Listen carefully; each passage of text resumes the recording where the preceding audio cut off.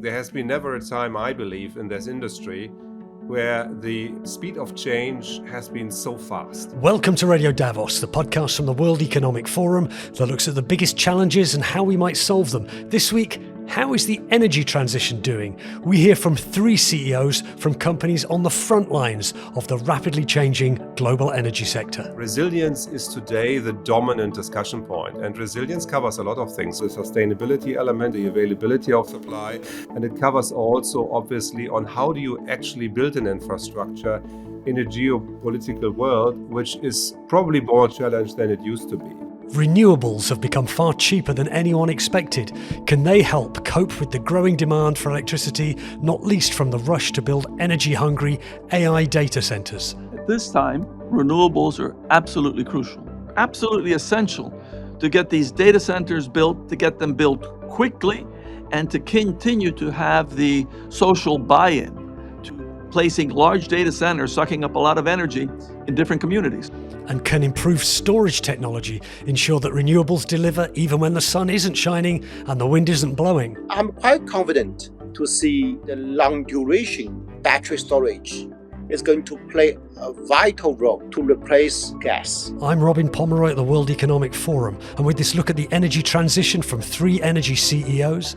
You can't lean against technology. It's going to be hard to stop that. This is Radio Davos.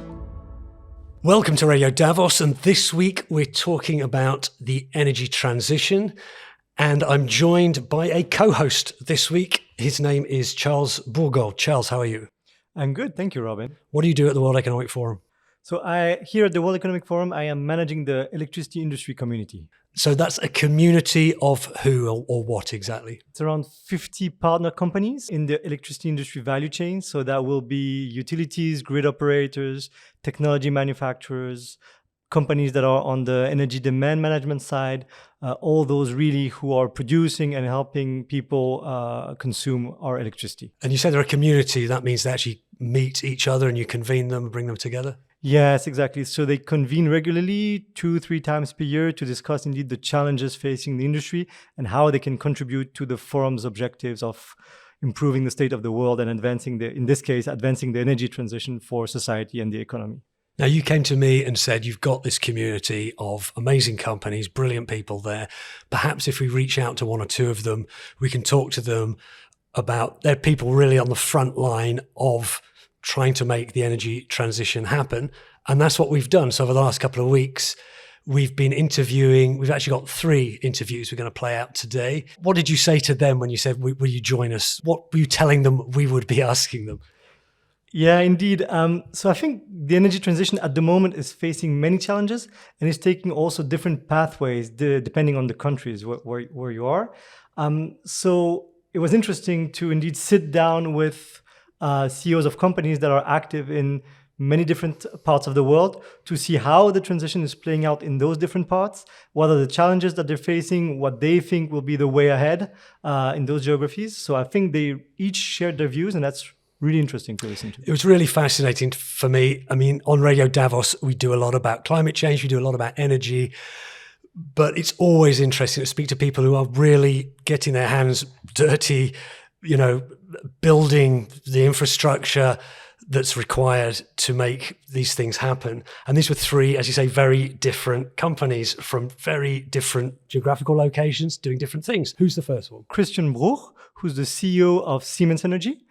Siemens Energy is manufacturing equipment for the grid, also for wind turbines and gas turbines. So they have kind of a good overview of what's happening with a global presence. Let me start with our purpose. We energize society, and this is fundamentally what more than 100,000 people do across the globe in around 100 countries of the world. We have built roughly a fifth of the global electricity production worldwide. And obviously we do it on the one side by really building generation capacities. This could be renewables, this could be gas, but at the same time also bringing electrons to people via transmission technology. And we obviously also try to get our arms around energy and electricity supply towards the industry. So what could we do? Hydrogen, what is the next electrification of industrial processes? So that is a very broad picture which we are driving. But we are also very much about really executing, realizing project, building something, right? Building the next transformer station, building the next gas power plant, building the next offshore wind park. And as I said, this we do around the globe. And since 178 years, even so, we have been spun off roughly 5 years ago from Siemens and are acting as a separate company in the German DAX. We obviously have a long history and long legacy from Werner von Siemens. And this is obviously what drives us every day to energize society. Been going on for well over 100 years, but we're in an energy transition now. How's that going? People easily talk about energy transition, right? But what you see at the moment happening, there has been never a time, I believe, in this industry where the speed of change has been so fast. And I have to say, in that regard, lots of things are happening. People building out grid infrastructures, more generation capacity is built. There's an unprecedented level of investment into renewables. So lots of things are happening. We are growing as a company on a CAGR double-digit percentage. I've never seen that before, right? And we are investing around 2 billion this year in expanding our capacity. So lots of things are happening to build that energy infrastructure and to accompany this energy transition. However, we also have to clearly say, if you look back to Paris, to the different scenarios, what we have seen, in the sense of really driving sustainability and getting the CO2 footprint down, we are too slow. At the same time, we see obviously an unprecedented need for electricity. We see continuous electricity growth. And this is not matching yet in terms of all what we're doing. So despite this incredible speed, we are failing to meet the original targets in terms of temperature increase, what we all were inspiring. And that is the challenging situation at the moment. So I would say lots of things ongoing, a lot of positive elements, but at the same time, not fast enough. So despite a rapid increase in electrifying industries and various ways we do things, that's being offset by just a huge rise in demand, which can't be met by renewable energies, for example. Yeah, and what we may have underestimated to a certain extent, how big the replacement need is also, right? I mean, you at the same time, you're trying to serve a growing demand, but at the same time, a lot of the infrastructure in the electricity world is 40, 50 years old and needs replacement. This putting us at a challenge that you can not just do everything by renewables and batteries. And what we also have learned is that you have to think system-wide. You have to think generation and transmission and distribution and storage, right? And it's somewhat at the end, what is the best solution, what provides you also stability of an electricity supply is a mixture. It's a mixture of things. There's not one silver bullet. It's a relatively interconnected, complex system which needs to be managed.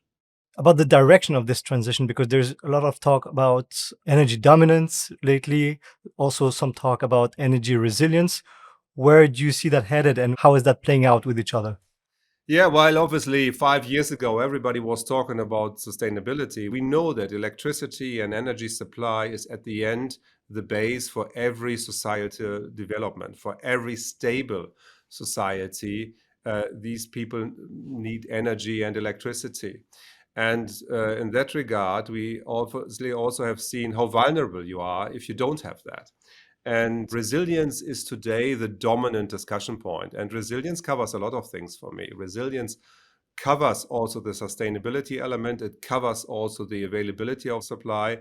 And it covers also, obviously, on how do you actually build an infrastructure in a geopolitical world, which is probably more challenged than it used to be. And all of a sudden, you're down to the material supply, to the supply chains. What else could happen? And one thing which is obviously particularly dominant at the moment is, does a country or does a region have enough electricity to power data centers, to develop AI models? Because at the end, the question is, who will reach supremacy on artificial intelligence model? And you will only have this if you have electricity in abundance. So you do see that obviously this resilience element is each and everywhere if it comes to energy and electricity. You cannot untangle that. And this is also why, obviously, today we much more focus on, also our company, to ensure that enough power supply is available no matter how. And what's the key to resilience? I think the key to resilience is at the end also to be diversified. I mean, if you talk about certain elements, there's never the silver bullet. And because it is infrastructure, you are vulnerable, right? You can attack it in whatever way, right? And because you have global supply chains, it's vulnerable because you're dependent on certain suppliers or certain regions. So I think the only trick is, first of all, to think about resilience when you design a system, when you design an infrastructure. Think about what could happen. And I think that is the first step really to get to better resilience. And then the second point is really in all these dependency, make sure that you diversify your risks, that from where you source your LNG, from where you bring your copper, from where you source components. And that is something where there will never be the one solution which makes you 100% resilient, but it's a mixture of measures. The one thing we have to understand, and this is maybe underestimated, resilience will cost money. It's like an insurance. Are we willing to spend the money in a world where we are also competing on energy cost in terms of the competitiveness of the region? That is a difficult balance to strike, right? On the one hand, you have to spend the money to be more resilient. On the other side, you're competing on energy costs with other industries, and you cannot afford each and everything. And this is why it will always be a mixture. There's not a 100% perfect solution, but I think it starts all with think about it. Think that you could be vulnerable. The one thing is on the design. The other thing is also, I think we all have learned with the Ukraine war, with other incidents, how do you rebuild systems actually? How can you design a system if certain things break down for whatever reason, cyber attack, a war, or anything else, or coincidence? How can you bring a system back to produce electricity if it's down? So that is the second element which comes to resilience. But it's complex and it will cost money. Given the current geopolitical and economic environment, would you say that is becoming harder, unachievable, or what's the situation there in terms of resilience, in terms also of sustainability, and in terms of providing enough electricity to the economy? I would say absolutely the problem got more complex because you have more things to encounter. And in a world where you have to think through the resilience of your supply chains and certain disruption on a regional side, absolutely it's more complex. And we as a company spend today more time to manage, strategize around the resilience of our supply chain than we did maybe 5 years ago. And obviously the assumptions in terms of what could be this black swan event, where really something fundamentally changes the picture, have gotten more in our discussions. If we discuss strategy today and what to do over the next 5 years, these outlier events become more prominent. They will not define your day-to-day strategy.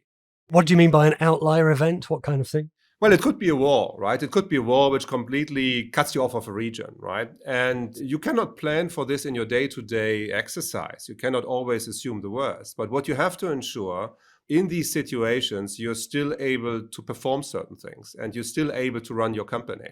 And that is, I would say, more intense than it used to be before.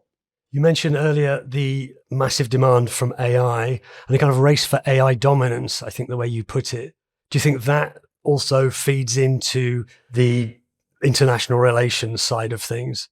I mean, AI will be a decisive tool for today and for the future, right? And who has an edge on AI will obviously also geopolitically have a lead. I'm strongly convinced on this. And absolutely, it does influence that. And you see this. I mean, if I look on our gas turbine business, this year, roughly 50% of our annual capacity is devoted to the US. It's going there because they're pushing for electricity supply to ensure supremacy also on AI data centers.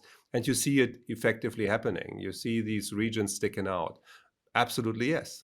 And how do you see the role of AI in the energy transition? I think it's multiple elements if you think about it. First of all, there is obviously currently simply this growth driver of electricity coming from AI. That's the one thing. On the other side, it's an enabler. It's a fantastic tool to make grids more efficient, to really drive or use the physical assets, what we have better. It's a fantastic tool to do things faster. What can you replace in an engineering process by AI and just execute projects faster? So there are so many elements in terms of really driving a different way of doing things with AI.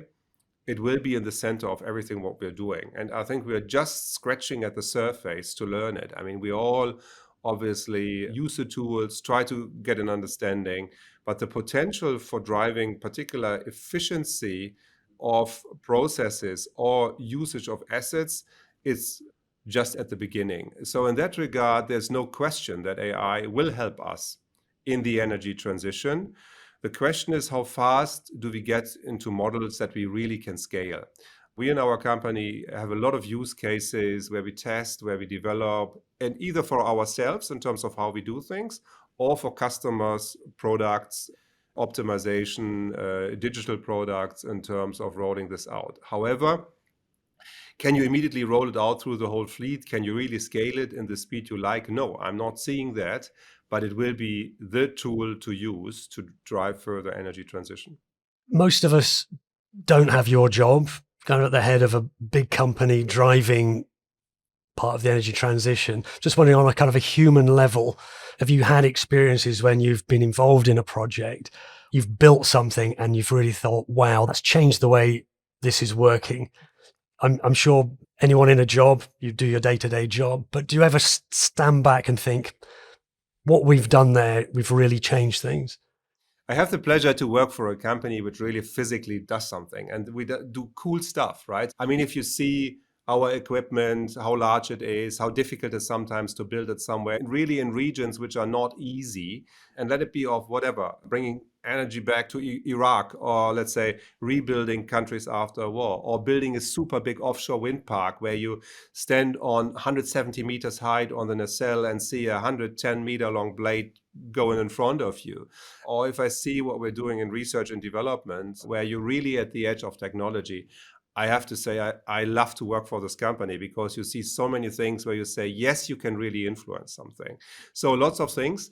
If you'd ask me from a company or some management perspective, the one thing which I'm quite impressed over the last 5 years, listing a company and making it independent in the middle of Corona, while starting up power plants on remote, right, where nobody could travel. And so the amount of changes and the amount of innovative ideas what this company and our 100,000 people brought to the table and still have made this company independent, I found amazing. And that is obviously the energy of 100,000 people in one company. That's cool to see that. Maybe going back to infrastructure, because you mentioned several times infrastructure, and I know you once said like the energy transition is an infrastructure project, but how do we build infrastructure in such an uncertain world? First of all, I think in all uncertainty, what we know is that we need more infrastructure.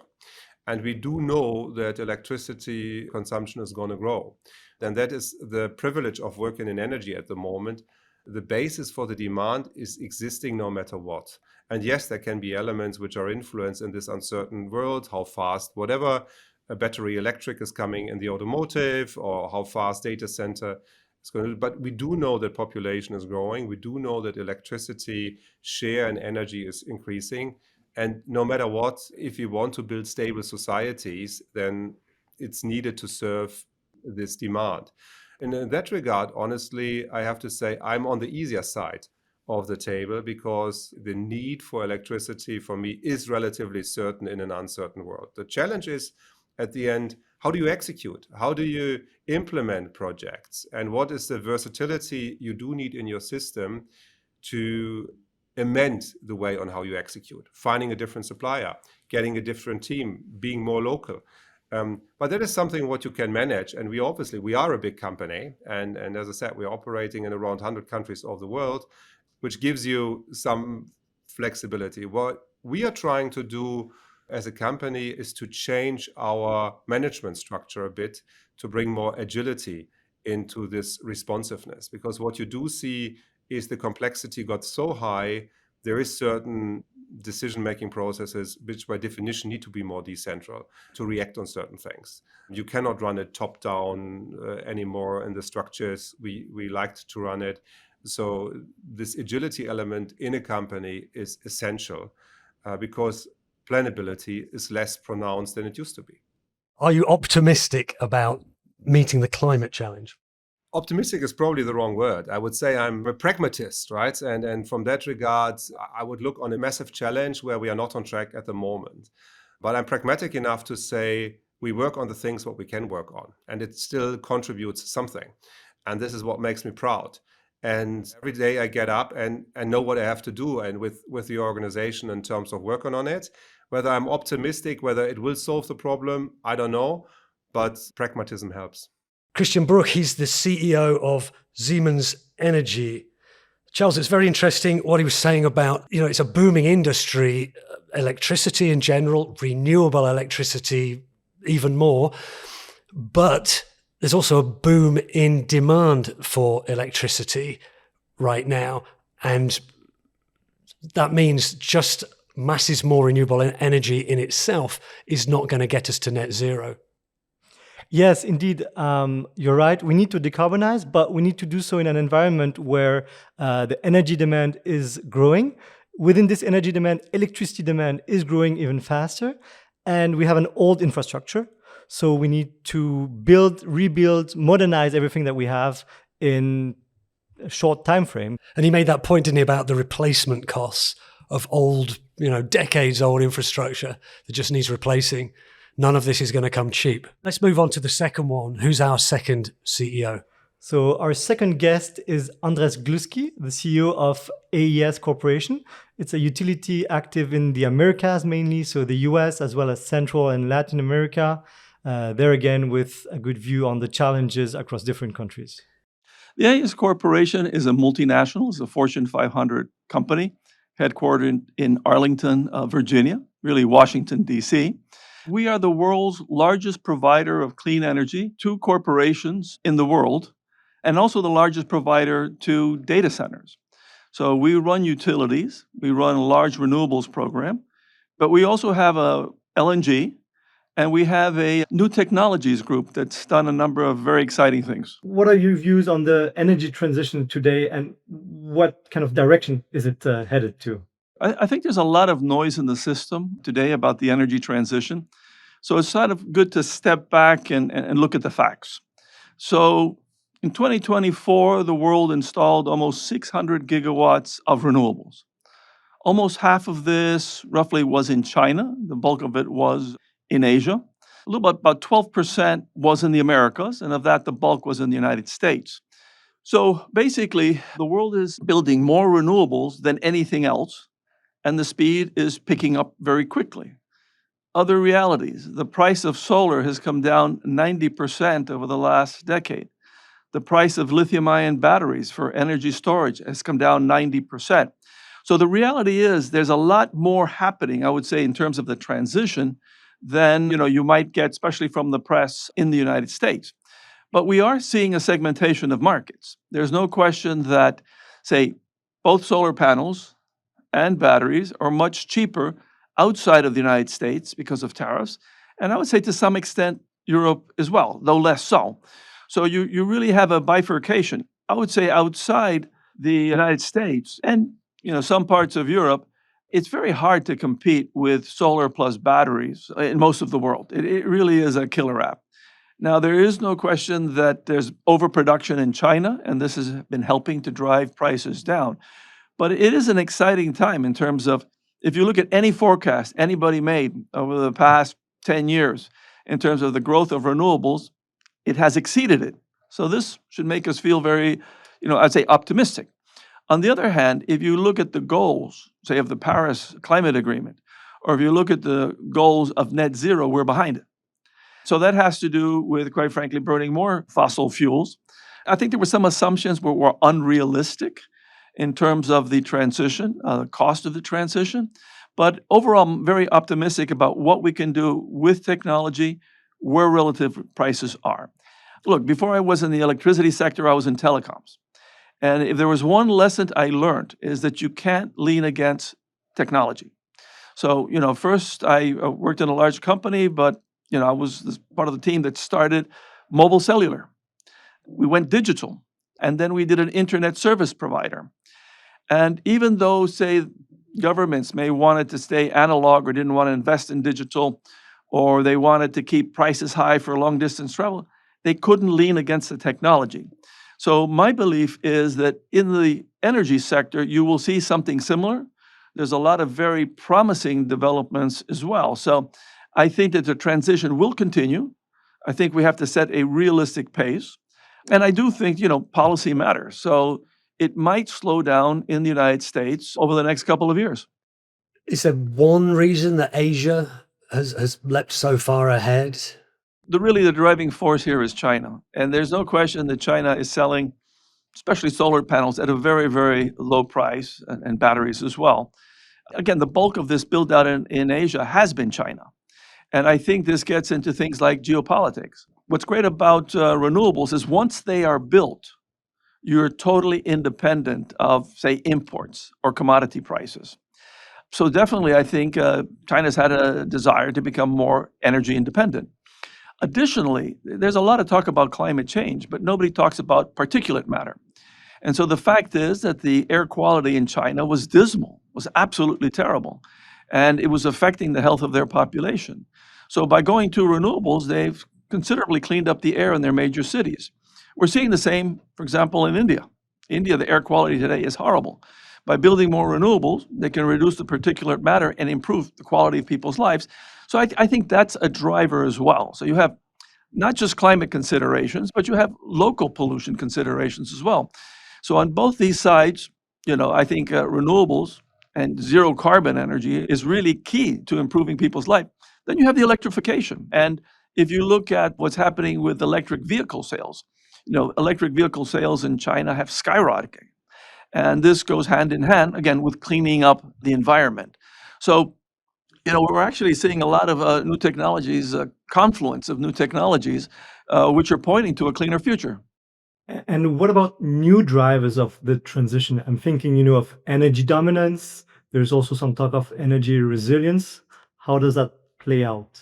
Well, I think I've talked about energy resilience, and I think the renewables play a key role in energy resilience by making you, once they're built, independent of external factors. So, once a solar farm is built in the US, whether those solar panels came from China or not are absolutely irrelevant. Solar panels are going to be there and work for the rest. So I think this has been a consideration in some countries' move towards renewables. So I think it definitely strengthens resilience. Now, talking about energy dominance, look, the United States is a very gifted country. If you look at it, it's the biggest oil and gas producer in the world today.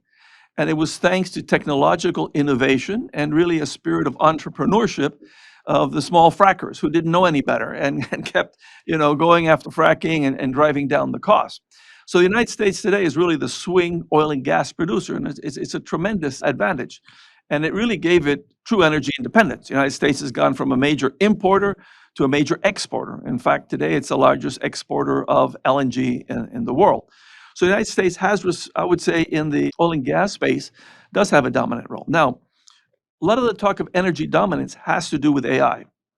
Because if you think of AI, there are really sort of three pillars. I'd say first is programming, second is compute, and the third is energy. And this is a three-legged stool. If you're missing any part of those legs, you're not going to have energy dominance. So obviously, there's an international competition for this. So it's very important to have the energy to be able to power these large data centers. Right now, in the United States, what can be built immediately is, and what's, I would say, in the queue, is a lot of renewables. There is some consideration about using our gas plants more, and that certainly can be accommodated, but renewables will have to play a role. So, we're very fortunate to be in, I think, the two most, I'd say, challenging and important sectors of our time or issues of our time. So first, I would say it's climate change. Climate change is real, it's accelerating. Those of us who have large hydros and run distribution companies, we're seeing its effects. We're seeing more extreme events. Over the last couple of years, the 1 in 100 events that I've had happen almost, monthly for sure. So it doesn't make sense from a statistical point of view to say that the situation is not changing and it's changing for the worse. So certainly climate change has to be addressed. I'd say the second is AI, and the two come together because AI is going to change the way we work, and it may have profound societal implications as well. So AI is going to demand a lot of energy. Again, you have climate change, you have greater demand for energy because of AI. They need not be incompatible. And I would say AI is part of the problem, the energy demand that it has, but it's also part of the solutions. It's going to very much help us, I think, with new materials, which are less scarce, which are more efficient, both from, let's say, generation of energy to the storage of energy to the transmission of energy. Here at AES, we've been working for quite some time with AI.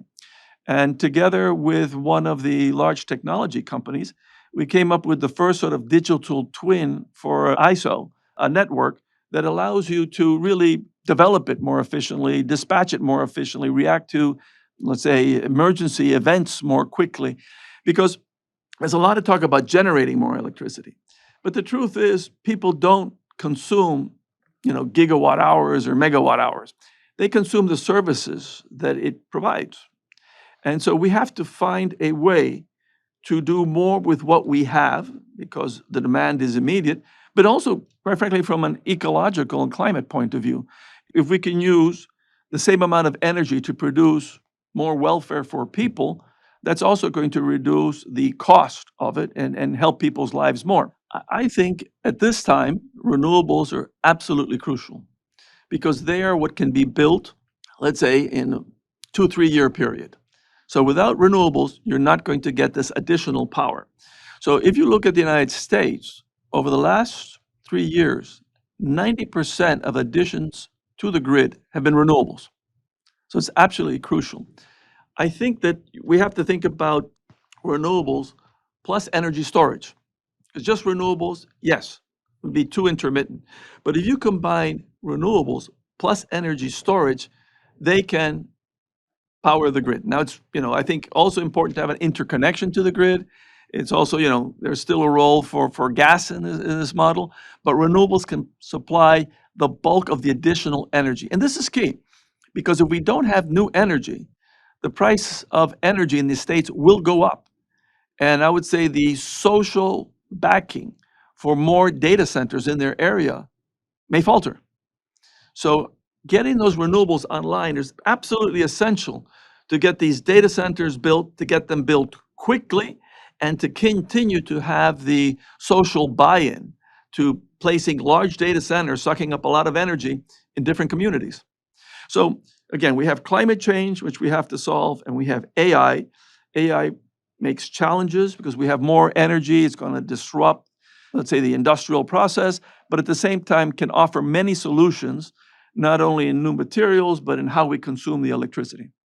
I was wondering also if, like, we were talking about challenges. So, what about, the geopolitical, geoeconomic situation, the tensions? And you mentioned also the bifurcation. What are your views there? Well, I would say, obviously, I think we're in a time of, I would say, growing geopolitical tensions. Many of us had hoped that some of this competition would be sort of benign in terms of, try to see who could be more efficient, come up with more innovative products, et cetera, and hope that it not be, let's say, more aggressive. I think that the Russian invasion of Ukraine, and AES used to run the electricity of Kyiv and Rivne, so I know the country well, really upset the political order. There was sort of an agreement among the great powers that you didn't invade small powers. So even though Russia had done this, let's say, in lesser extent, whether it be in Georgia, whether it had been in Crimea, this was a large-scale invasion, and which really disrupted gas prices. It disrupted Europeans' comfort in importing raw materials, especially gas, from Russia.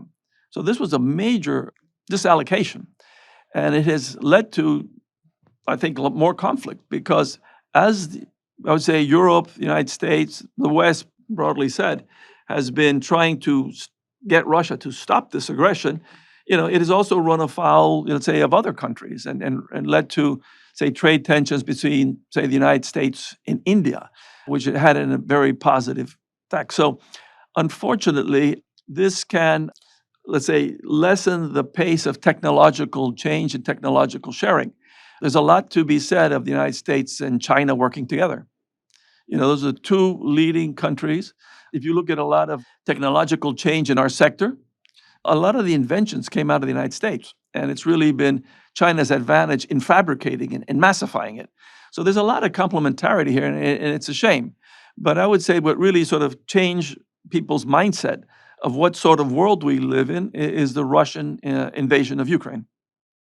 Did that have any impact on the adoption and the development of renewable energies, though? Because Western Europe was importing a lot of oil and gas, and the invasion of Ukraine, in some ways, didn't it make people say, well, look, can you create domestically, and domestically for a lot of countries that don't have oil and gas, could be renewables. People were talking about that. I remember when that invasion happened, we didn't know whether that would be the case. Looking back on it now in the current situation, do you think that we can feel that impact? Well, first, it was very costly. Europeans have paid a very high cost of having to import more expensive LNG.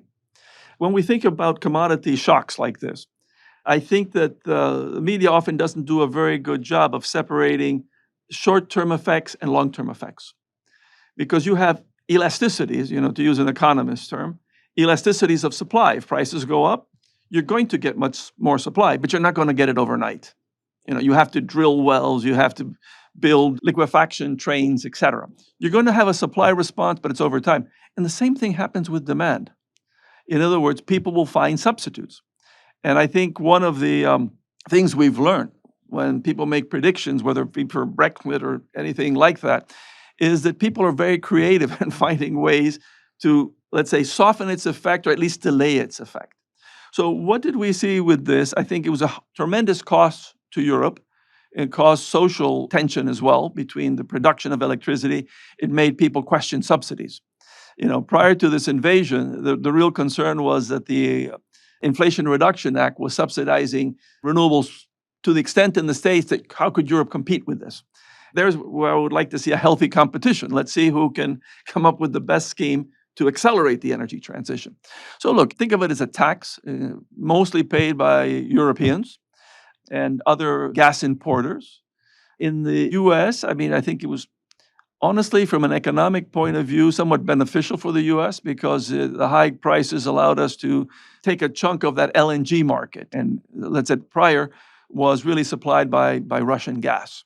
So I think it showed us the risks involved with depending on commodities for setting energy prices. I think it also showed the interdependence of countries. So really, unfortunately, that second part hasn't been taken seriously enough by all players, that how much better we are working together to face up to these crises. There's some people who are even blaming renewables for the high prices of energy, and there's a lot of green lash, as you've mentioned. What kind of benefits can consumers expect from the energy transition? What are you saying to those people? It tends to be when we go to the extremes that you get sort of reducto ad absurdum, that things get a little bit crazy. So, if you're in, say, Alaska, solar is not going to work very well. But if you're in the Mojave Desert in California, it works fantastically well. So, look, some of it, there's been a lot of subsidies, especially in countries in Europe like Germany, very early, before the technologies were ready. So I would argue that many times it's better to subsidize the R&D rather than roll it out before the technology is ready, because it's more efficient from an economic point of view.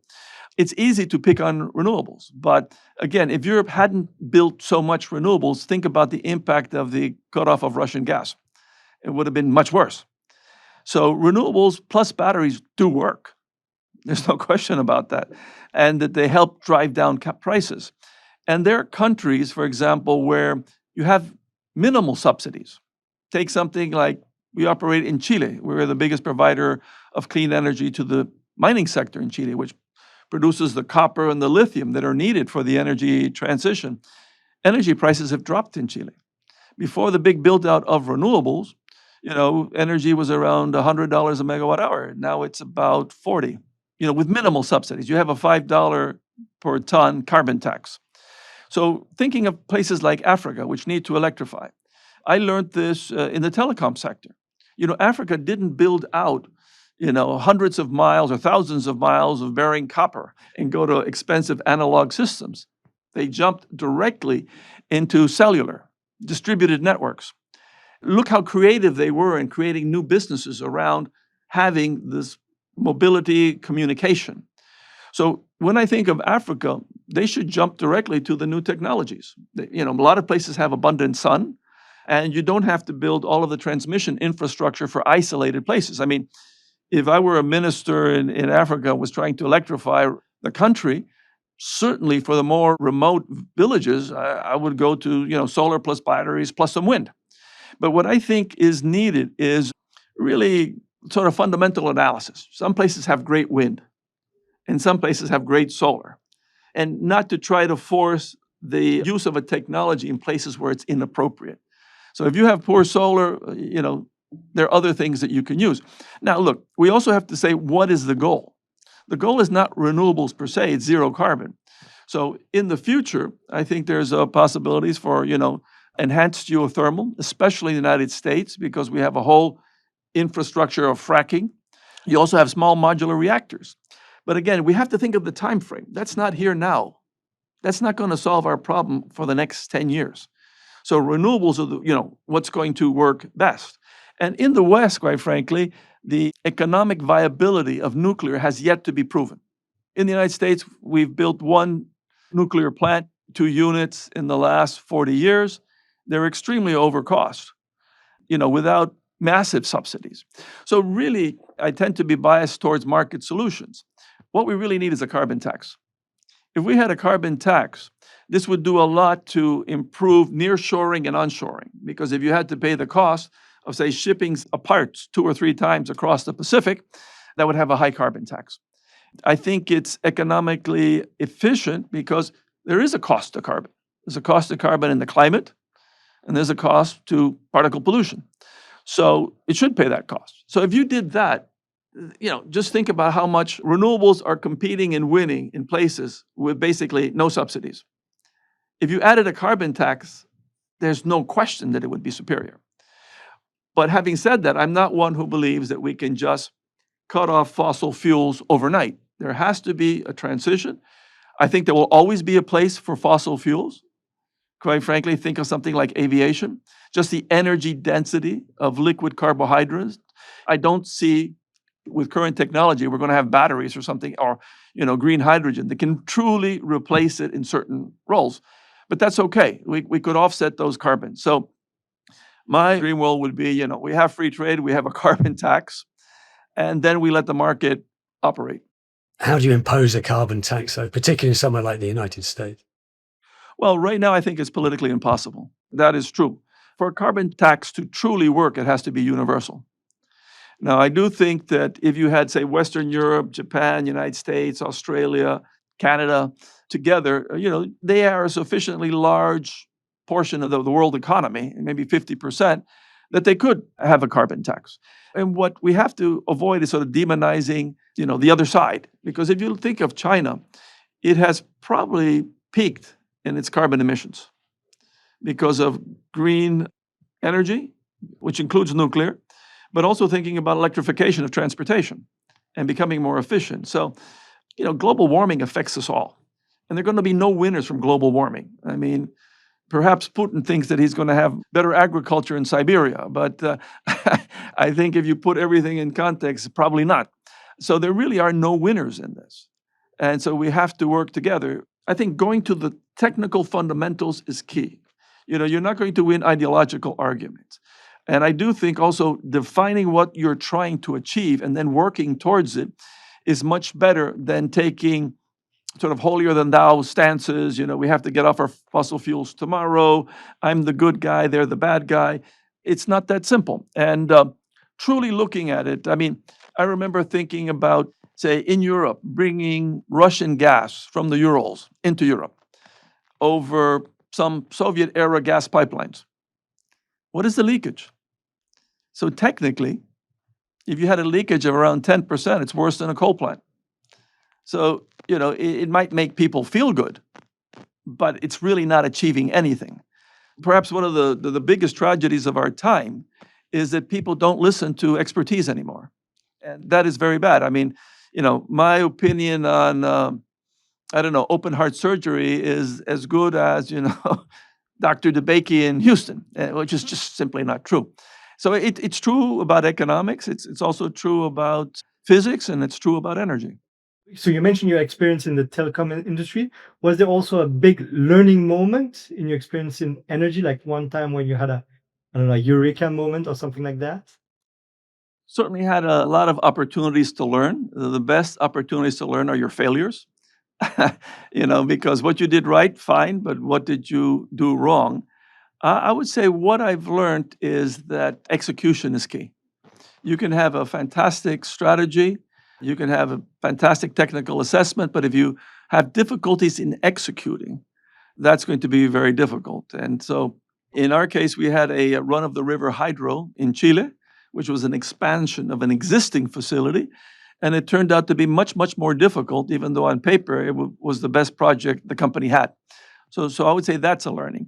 I mentioned another one is that you can't lean against technology. So if we get new materials for renewables, it's going to be hard to stop that. It's going to be hard to stop more efficient AI programs about consumption of electricity. It's going to be difficult to lean against better utilization of existing infrastructure. You can have a, say, pro-coal policy, but if coal is not cheaper throughout the whole chain of, from mining through delivery, it's unlikely to happen. I think those are the big learnings. And maybe one last question about whether or not you're optimistic about the future and our ability to address climate change. Look, I'm by nature optimist because I think to be a CEO and start companies and to really change a company, AES has gone from primarily a coal generator to primarily a renewables and gas company. So to make that transition, you have to be sort of innately optimistic. So I do believe that we will continue to make progress. And I think, it will be 2 steps forward, 1 step back. I think the question for us all is that the climate is perhaps one of the most difficult things to model. We really don't, because it's chaos theory, a butterfly flapping its wings in China causes a hurricane in Central America. There's some of that, but it's difficult to model everything, and there are feedback loops that we don't know. So I guess my question is, I hope Mother Nature gives us the time for human ingenuity to execute on this. And then if Mother Nature does give us a surprise, maybe that will shock us into going more quickly. What's been your greatest contribution to the energy sector and the transition? Look, I have been very fortunate that at AES, we really were the first to develop grid-scale use of lithium-ion batteries that allowed many things. It's a little bit of a hammer, but we first used it to increase the capacity payments of existing fossil plants. But then, our goal was to use it for renewables, because the great complaint about renewables, they're intermittent, and therefore they're a tax on the system. Well, with energy storage, that's no longer true. You can overbuild, say, renewables. So what you do is during the hours that say the sun is up, you store that energy and you supply it to the shoulders when the sun is not up. And we have facilities, we were the first to really have 24/7 renewables, by overbuilding a grid and putting on energy storage. So it has been fascinating to see how the prices dropped, and we really started a global industry. So we started 15 years ago, and technically it made sense that lithium-ion batteries could work. Economically, it did not make sense. So what has happened is, on the first, we tried so many different applications to see which one made money. And second, there were the control systems that had to continually improve. But what we saw was that we were several years ahead of the market. So if we just did energy storage for AES, it would be limited and the pace of adoption would be much slower. So what we did was spin off this business and make a joint venture with Siemens. And with Siemens, we formed a company called Fluence. We did an IPO. It was a $7 billion IPO. And today, Fluence sells energy storage in more than 50 countries. But it's also very exciting to have companies like Tesla, to have companies like BYD copy essentially your idea. So today, the entire market in the world for renewables and energy is different because of lithium-ion based energy storage. We did change the world. And look, had we not done it, would somebody else have invented it? I think so. But I think it would be 3 to 4 years later than when it occurred. So I think all of us at AES are very proud of the work we did in this and the multiple applications that we have invented for energy storage. For example, it is a key in solving the transmission bottlenecks. Take an example, in Germany, it's being used to bring offshore wind to Bavaria over existing lines. Because since transmission lines are not used at 100% of capacity, you can store up the energy in banks and transmit it over existing lines when that line is more available, saving billions of dollars and saving a decade of permitting. So I would say that's one of our proudest moments. Andrés Gluski there, CEO of AES Corporation, based in the United States. Really interesting. He was talking about artificial intelligence. I think all three of our speakers will talk about artificial intelligence and the fact that it requires a huge amount of electricity to run these data centers, and his company is involved in supplying that electricity. And he says to keep consumers happy, the consumers that also need to get electricity at a decent price, and they want clean air, there'll be demand, he thinks, for that electricity that's supplying data centers to be supplied from renewable sources. Do you think he has a point? Yes, indeed. I think what we're seeing worldwide is that clean energy and renewable energy is making up the most part of capacity addition at the moment. So indeed, if we want to answer data center needs, part of the solution, if not most of the solution, is via renewable energy and batteries. Let's get on to our third and final CEO then. Could you introduce this one? So our final CEO on the podcast is Zhang of Envision, company operating from Asia and delivering also hardware for the grid and for renewable energy, as well as software to bring it all together. Envision is a future energy system company. We believe the transition needs more than equipment. The transition to net zero needs a new renewable-based energy system.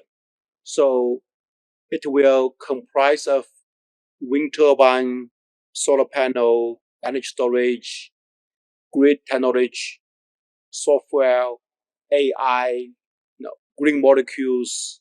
So this is the new energy system. We believe it's so important to have a system view. In particular, we see many challenges once we are living a system dominated by renewable energy. It will have so many great opportunities, green, everywhere, abundant, and low cost. But also it's going to be very fragmented, volatile, intermittent. So how are we create a green but a reliable, robust, intelligent future energy system? It becomes a very critical mission. And how do you see that mission advancing at the moment? Where are we at in this transition, would you say? I'm quite optimistic. There's no question about green electrons is beating fossil energy.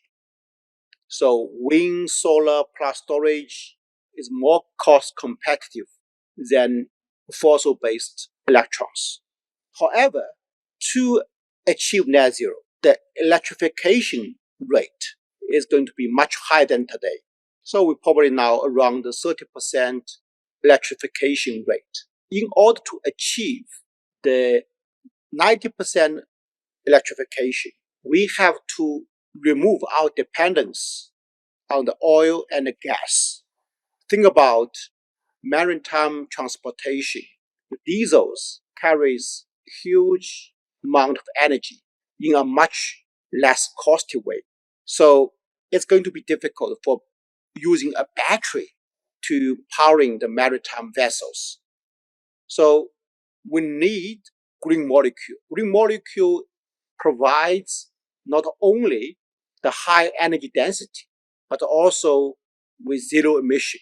So that's why green hydrogen and the green hydrogen-based derivatives like green ammonia, green methanol, and the SAF. So they are going to be the very important driver for decarbonization for the second wave. Today, this is still quite challenging in terms of cost, in terms of scale, in terms of speed.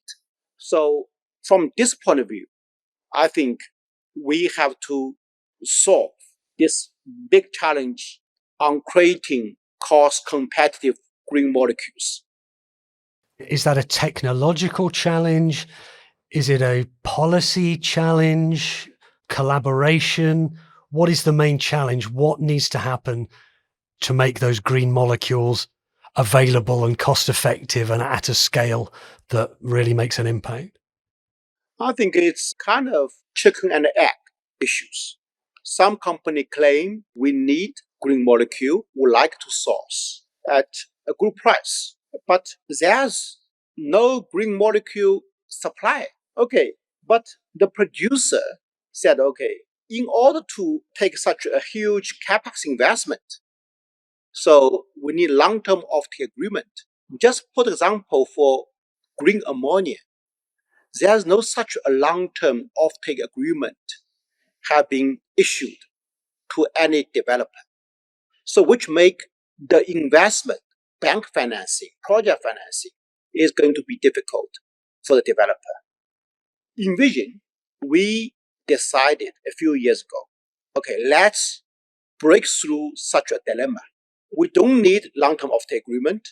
We believe in our technology is going to create most cost-competitive green ammonia. So we start a 1.5 million ton green ammonia project. Now, the first 300,000 ton has been commissioned. Then, okay, starting from beginning of this year, we start talk to the so-called first movers. Guys, we have green ammonia. It's going to be much cheaper than what you want in the past, but still no serious commitment.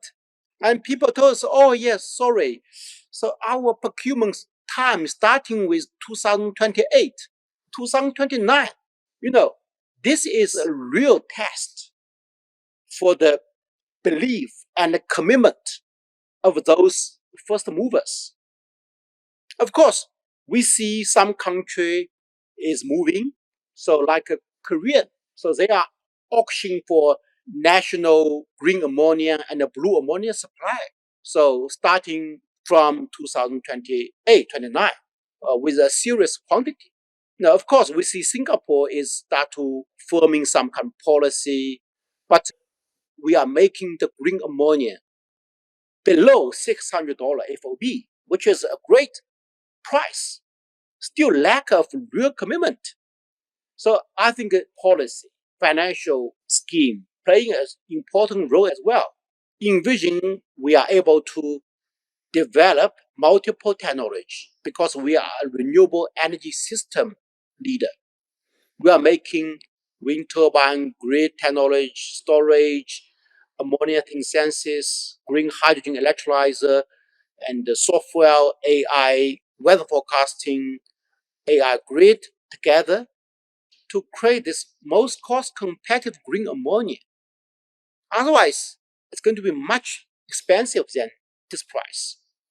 We see this wave definitely is coming, but is much weak than what we expected. Even we show a big breakthrough on the cost and the supply. And think about today's global subsidy on the oil and gas. I haven't got any statistics, but it's worth to look at. The amount of capital have been received for subsidy. For sure, is comparing with green molecules. This is tiny part. I wanted to go back to electrification. You mentioned 90% electrification with wind, solar, and battery. Do you think that's possible in every economy? Of course. So think about the solar. is everywhere. The solar panels cost is dropping significantly for the last 5 years, 80%, something like that. So if you look at the energy storage system, the battery storage system, I think the cost for last 3 years is having reduced 90%. So this hybrid solar wind with energy storage system now is become very competitive. So that's why people start to think about using storage even for a long duration, not only for daily or weekly, but think about even for seasonal storage. Your storage system reduce 90%. I believe for next 3 years, this could potentially see another 40 to 50% cost reduction. So then why not having a 10 hours or 20 hours battery storage system, which is going to replacing gas power stations in the future? It's going to be happen. Technology is relentlessly developing. So I'm quite confident to see the long duration battery storage is going to play a vital role to replace gas. Can I ask you about the impact of geopolitics on the global energy transition? You know, for example, trade tensions between China and the US. How do those geopolitical tensions impact the energy transition and the work that you're undertaking? So China is developing comprehensive renewable technology product from electric vehicle, battery, solar PV, wind turbine, and grid technology. I think China is so important to commoditize such a technology. Because of scale, because of industrialization, cost has dropped significantly for the last 10 years. Almost every part is 90%. So which make using renewable technology more affordable. Because once you have such a low cost energy generation, using the low cost renewable energy from China-made solar panel and the battery to power the AI data center to train your large language model. You can use low-cost green energy to create a much sophisticated chemical refineries or to run communication system, 5G or whatever. So for every society, the cost of energy is the commodity. Just think about Europe still import oil and gas from Middle East. Today, for instance, the challenge in Europe is the energy dependency. But Europe do have abundant renewable energy, North Sea, wind, or Spain with solar, or even the neighbors, North Africa has abundant renewable energy sources. So if using the low cost, the generation technology, creating very cost competitive energy, electricity, then Europe, the household living is going to much improved. So people pay less. So I think this is different angles, how to leverage low cost commodity to create a much value added economy. China made renewable technology comparing the oil and gas promoted by US now. I think they offered two kind of choices to the world. But I believe not only from emission point of view, but from cost point of view, you will clearly see the advantage of the renewables. And you mentioned AI. What role do you see for AI in the transition? And are you already using it to optimize, your systems? Yes. So AI is very critical on managing, forecasting the complex systems. If you think about the climate and weather system, it's the area need super AI because it's so complicated. Wind, solar, rain, temperature, everything is moving every moment. So it's the best area to apply the super intelligence to predict the weather pattern in 7 days or for next month, next winter. Also for the climate transition. We are applying the AI weather model because of the advantage of our AIoT system. So now we are significantly improve 7 days ahead weather forecasting. This has become so important. Why? Because our future energy system is going to be dependent on the weather. The weather system is becoming an energy system.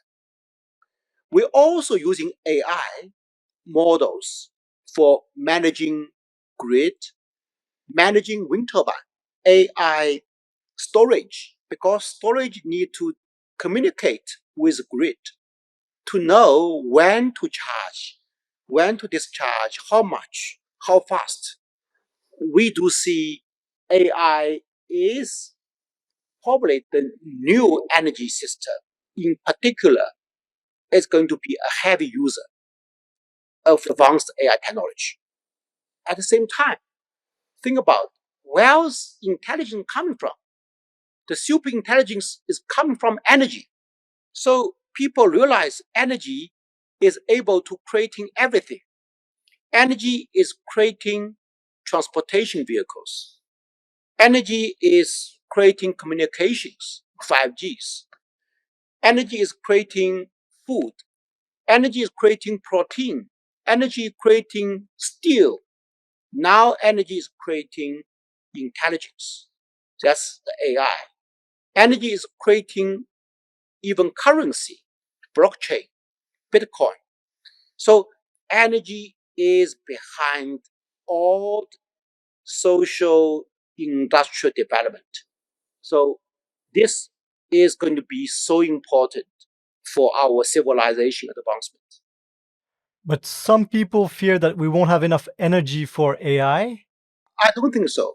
So if you look at the Gobi Desert, Sahara, or Australia desert, if you combining the renewable energy from this desert, we are able to powering the planet 10 times what the planet needs just from the Gobi Desert. This is tremendous renewable energy is there. Do you think there'll be another big breakthrough in this area? You mentioned the surprising drop in the price of solar panels over the last few years, which most people didn't see coming. Can you imagine something like that happening again, a kind of a game-changing advance in this area? The renewable energy, ultimately, we have a free nuclear fusion energy from solar, and what we are working on is energy conversion. So wind turbines, silicon solar panels, or energy storage system is all the conversion technology. The efficiency of the conversion devices is improving significantly. And the cost of the conversion is also continuously dropping. For instance, the perovskite solar cell is going to have a much less cost and much higher efficiency as a next generation solar technology. And the sodium battery, the supply of resources, sodium is everywhere. Think about electrode of hydrogen electrolyzer. We are improving 30% every year with the new membranes. So this is all the conversion technology. With the conversion technology cost down and technology improvement, we are able to using the free nuclear fusion energy from the solar. This is going to be tremendous opportunity for us. Is there any achievement, that you're proud of over the last few years with your company in like moving the energy transition forward that you'd like to mention? Any moment you realize that, okay, the transition is underway and will not be stopped? So I personally have the vision to create new coal, new oil, and a new grid. Recently, they commissioned the world's largest green hydrogen project in the Mongolia. Is one of the achievements. We make it not only the largest scale on the operation in the world, but also the lowest cost. And this cost under $600 is so critical to give people the confidence. So we are able to embrace a large scale for green molecules. And we do see the cost is going to drop significantly for next few years. We commercialized, we continuously innovate, we continuously drive down the cost. But what we are most proud of is this new oil project is running on the independent renewable grid system. It's not linked to the public grid. It's 100% renewable energy, wind and solar. We create a very sophisticated the grid technology, the AI grid, also even IoT technology, graph database, milliseconds simulation analysis in order to make sure energy system is reliable, fully operational in every second without public grid support. Because we believe in the future, in order to accelerate decarbonization, we need so many independent renewable grid like what we are running today. We have to explore the most advanced grid technology. That's why from starting point, I say Envision is not simply an equipment company. We are the energy system company. We should take responsibility to develop the most reliable and competitive renewable energy system. And that's why I'm so proud of. And most importantly, these things, the pioneering technology, the largest scale, lowest cost, is not happening in some very developed area. It's in a remote, abundant, useless place, Gobi Desert. There's so much potential. The place used to be useless, now becoming the new space for our humanity, the new prosperity. So if we can do in Gobi, why not the Sahara? Why not the Middle East? This also is inspire people to have another angle to see, okay, renewable energy, it is not something luxury or liability or expensive. It is the free energy, and it is the only path for our human being to reach next level of development. Zhang, the CEO of Envision Group, based in China. Energy independence is really putting the case there for, sure, that oil and gas and other fossil fuels are still available. And all three of our CEOs, none of them are saying we're going to stop using those tomorrow. But what he's saying is that renewable energy, obviously he's got an interest in selling it to us, but it's not only much cheaper than we thought it was going to be a few years ago, but also it provides independence from if you're importing your fossil fuels or energy from elsewhere.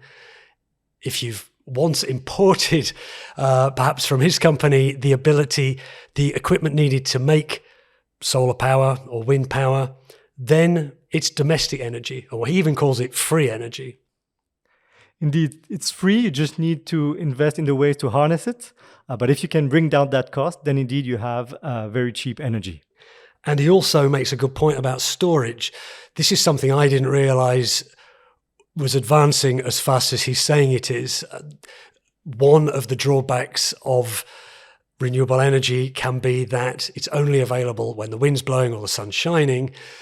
All three of our speakers have said solar and wind plus storage or plus battery. And he was making the point that there are advances being made in the technology and the price of that is coming down. Is storage and batteries really a big part of this whole transition? Yes, definitely. It's a big enabler. And as prices for batteries are going down, this means that we'll have more and more batteries available to pair with variable renewables. And that is probably a revolution that is unfolding as we speak in the energy field. Charles, thanks so much for bringing us these three speakers. Tremendously interesting, quite detailed as well for those of us who aren't involved in this every day. We asked each of them if they were optimistic about the energy transition. We're ready for net zero in our lifetimes. Huge, massive undertaking. Are you optimistic or are you pessimistic or are you realistic? I would say I'm optimistic, but it doesn't really matter because we just need to get on to it. We need to do it. And whether we succeed or not, it doesn't matter because as the saying goes, every fraction of a degree counts. So we just need to build more infrastructure to make sure that we advance towards decarbonization. Charles, thanks very much for joining us on Radio Davos. Thank you so much, Robin. Thanks to Charles Bourgault. He's the manager electricity industry at the World Economic Forum. On this podcast, you also heard Christian Bruch, CEO of Siemens Energy, Andrés, Gluski, CEO of AES Corporation, and Zhang, CEO of Envision Group. You can find out lots about what the World Economic Forum is doing on energy on the website. I'll put links in the show notes. Radio Davos has plenty of episodes about this subject as well. Look back on our back catalogue. You can find that wherever you're listening to this or on the website wef.ch/podcast. Please follow the podcast wherever you're listening. And if you get a moment, please give us a rating or a review. Radio Davos will be back next week. But for now, thanks so much to you for listening and goodbye.